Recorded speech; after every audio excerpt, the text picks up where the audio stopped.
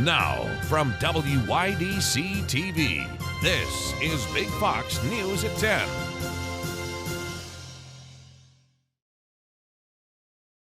Good evening, I'm Anna Manuel. Trank dope is a dangerous drug that's on the rise in Tompkins County. Authorities report an increase in the use of Narcan. However, this has come with a higher rate of the life-saving drug not being as effective in treating overdoses. It's believed that this is due to the presence of xylazine, an animal tranquilizer. The tranquilizer is reportedly appearing in heroin and cocaine supplies in Tompkins County. The sedative lowers breathing, heart rate, and blood pressure, amplifying these life-threatening impacts of drugs such as heroin or fentanyl. Authorities still encourage the use of Narcan if you suspect someone of having any sort of overdose, and to use CPR until emergency services arrive. An Elmira woman is in the hospital today following a shooting. Elmira police report responding to a shots fired call at West 1st and Walnut Street. Officers found the victim in her car. She sustained non-life-threatening injuries after being shot. The police located 2 bullet holes in the victim's car. The suspects took off from the scene and are still at large. The victim in stable condition at Robert Packer Hospital. The Elmira Police Department encourages anyone with information to contact them. Grim new statistics from the FBI as they release new data on violent crime in 2021. And the numbers show what most expected. Violent crime is on the rise. But some say this doesn't show the whole picture. Lauren Blanchard has more from Washington.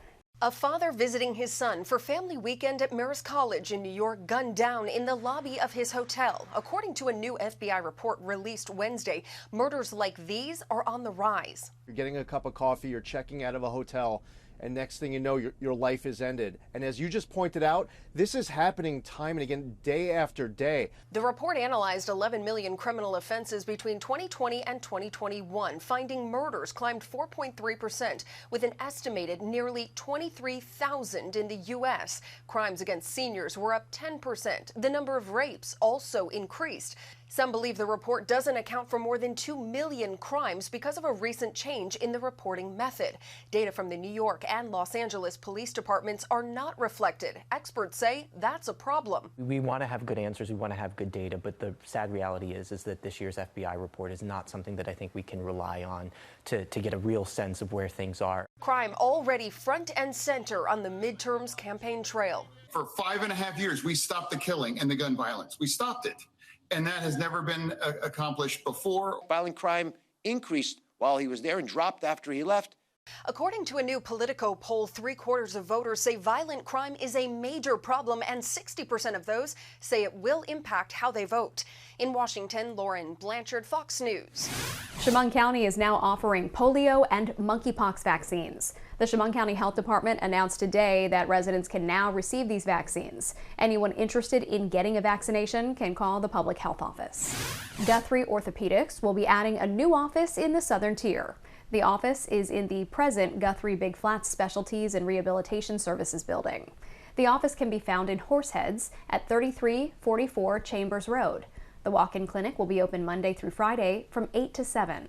Providers can treat sprains, strains, dislocations, muscle, tendon, ligament, and sports injuries. For more information on the new clinic, you can visit the website on your screen. Ithaca police are going pink for Breast Cancer Awareness Month. For every pink badge IPD officers are wearing, they've donated to a local person who is battling breast cancer, so it's very personal. A pink patrol car will be rolling around the Ithaca area as well. Ithaca Police Department's Facebook post reminds people that early detection is key for breast cancer treatment. All right, yesterday we showed you a viral video of a man jumping from awning to awning near the top of a 22-story building in New York City.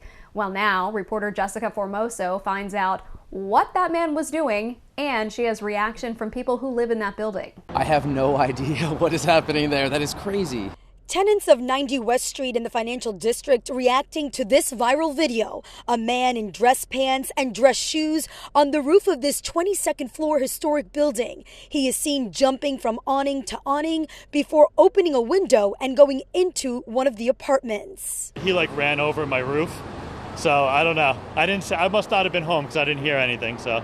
Who happened to be around? Eric Young of California. He is a film director and has been filming a new project in the building across the street.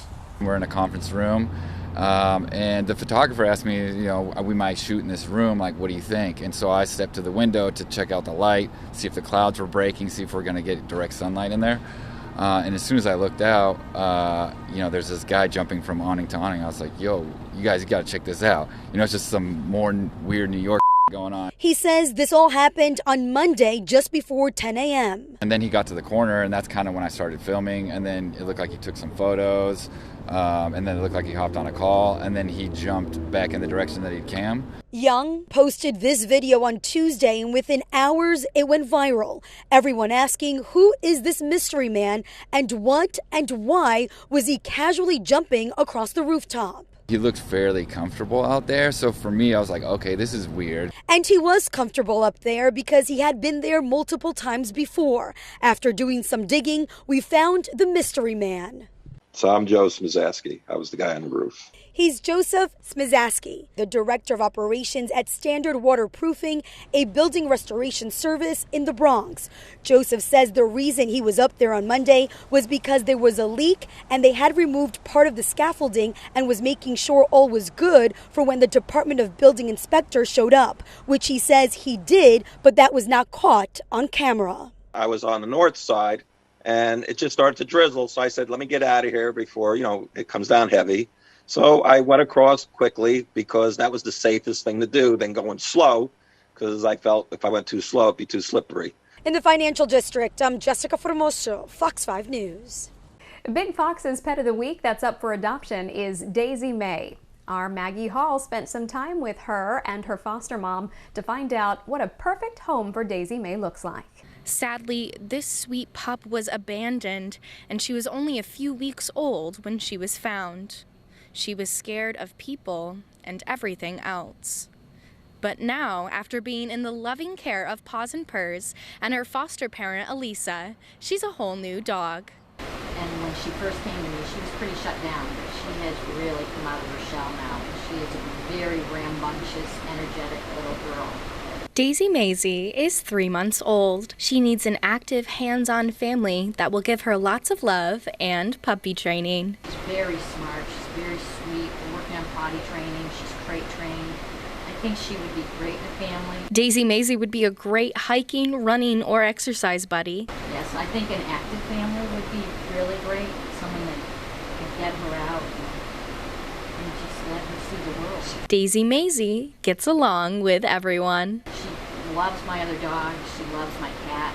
She loves people. Daisy Maisie is ready to be adopted, maybe into your home. She will be up to date on all of her shots and vet visits by the time an application is processed. To adopt Daisy Maisie or any of the pets Paws and Purrs has in their foster care right now, visit pawsandpurrs.org. Maggie Hall, Big Fox News, Corning.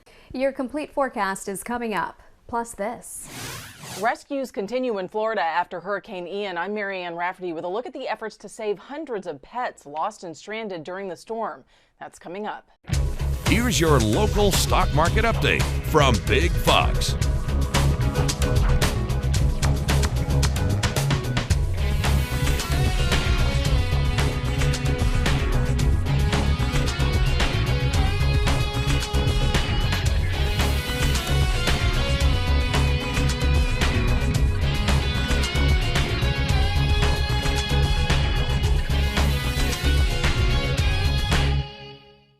Now, your Twin Tiers forecast from Big Fox.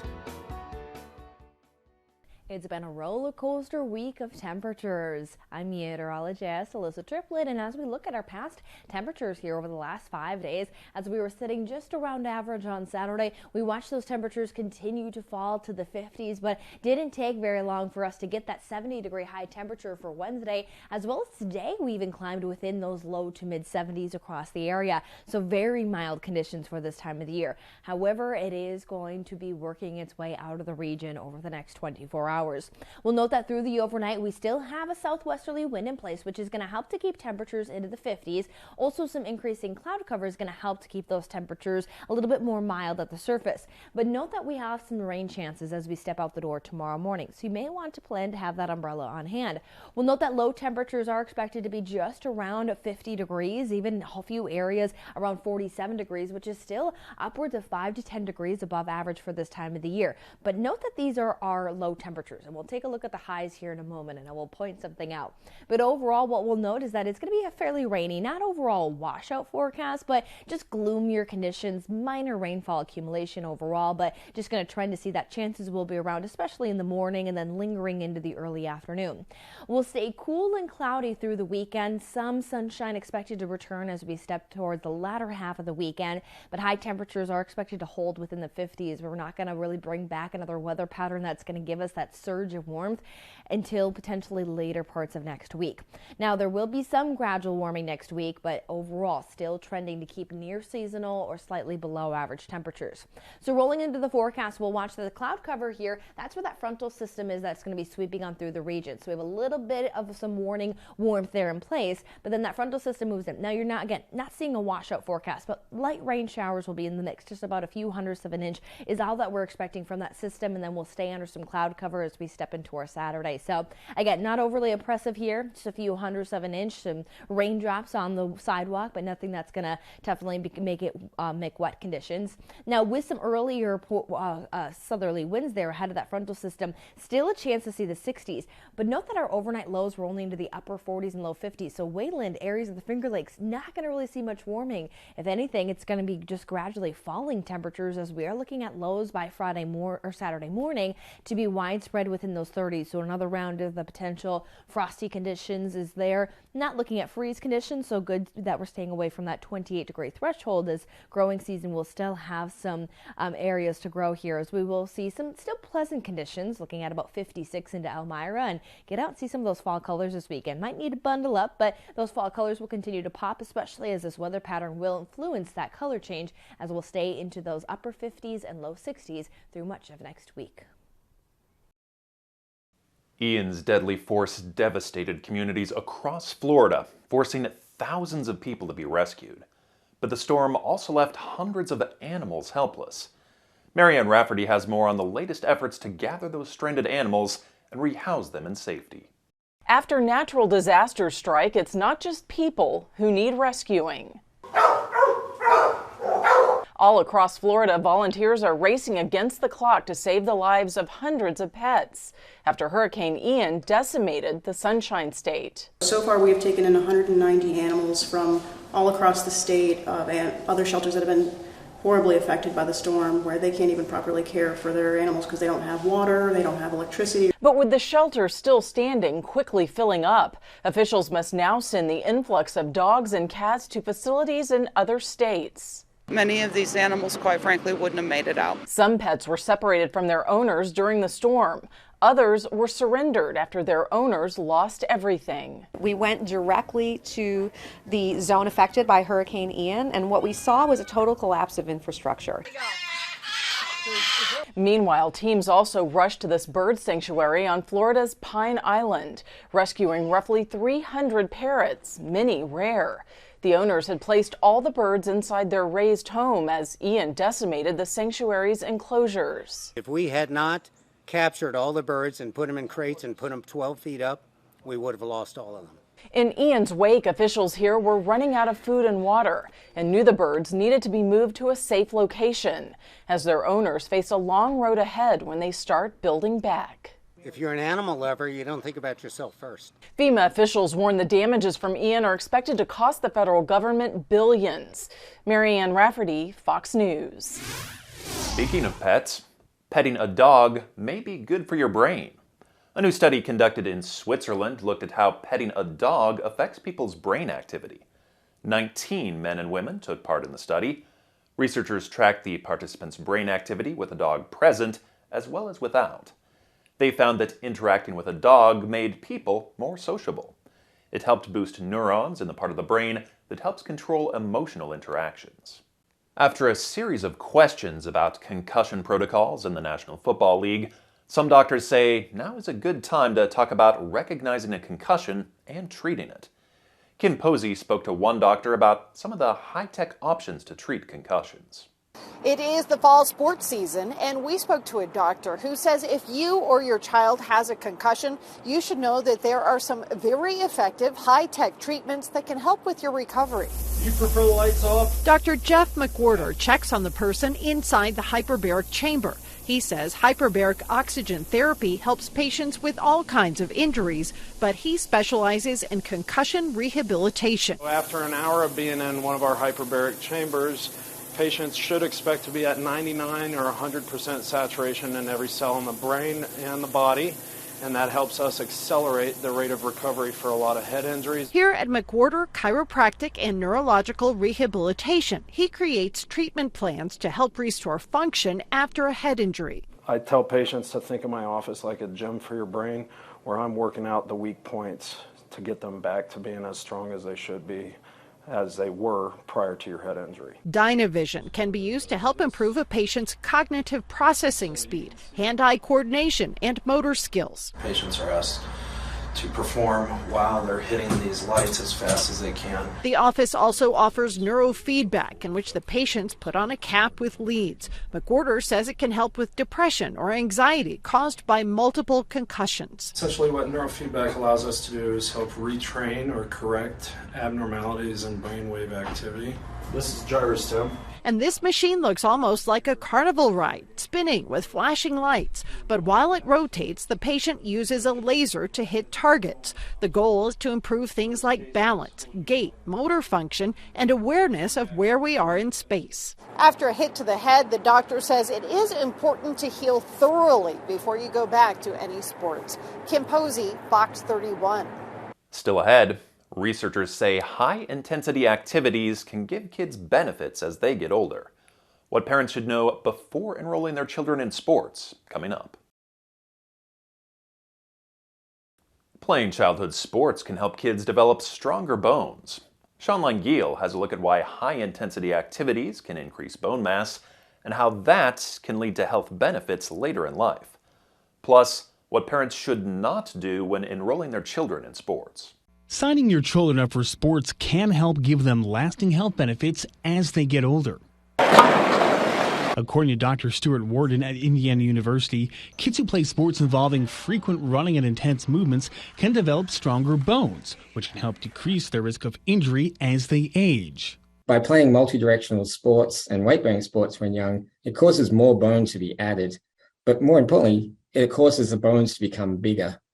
And during that growing period, so around puberty and just before, it's really the only time that we can cause our bones to become bigger. The sports include soccer, field hockey, basketball, and more. But while childhood sports can be beneficial, Dr. Warden cautions against having young children choose one specific sport to specialize in. By specialization, we're referring to intense year-round training in a single sport, at the exclusion of playing in other sports. And there's mounting evidence and data showing that athletes who prematurely specialize, that they have increased risk of injury, and it actually reduces the likelihood that they're going to be successful at higher levels of competition. Instead, he recommends waiting until they've gone through puberty, citing how elementary and middle school athletes specializing in one sport tend to suffer mental and physical burnout. So by delaying specialization, an athlete develops a more robust and stronger musculoskeletal system, and that includes their muscles, bones, and joints. Sean Langille, Fox News. There's a new sign that companies may be eliminating positions. There were 219,000 new claims for unemployment benefits last week, an increase of 29,000. Also, more people are still receiving unemployment benefits. Continuing claims rose 15,000 to 1.36 million. The monthly employment report is expected to show weaker job growth of just 250,000 new jobs in September. If the numbers do come in at that level, it would be the weakest job growth since December of 2020. The unemployment rate is expected to hold at 3.7%. A major credit card misconception could be putting many Americans in more debt and even negatively impacting their credit scores. A recent survey by a financial company finds 46% of Americans wrongly believe that leaving a balance on their credit cards is good for their score, rather than paying it off in full. Credit experts say that can be a costly mistake. They say it could cost borrowers in interest rates, and carrying over a balance can also hurt credit scores. Credit experts generally recommend keeping debt under 30% of the available credit. They say that can help limit how much a high balance can affect a score. Stay with us. We'll have more right after the break. We want to leave you with a smile. The Burbank Police Department in California is doing its part to help in the fight against breast cancer. They're teaming up with Rapix Imaging to show off their new pink police cruisers. The police department hopes these brightly colored Ford Explorers will encourage women to get breast screenings for the early detection of breast cancer. I'm Scott Beadle. Thanks so much for watching.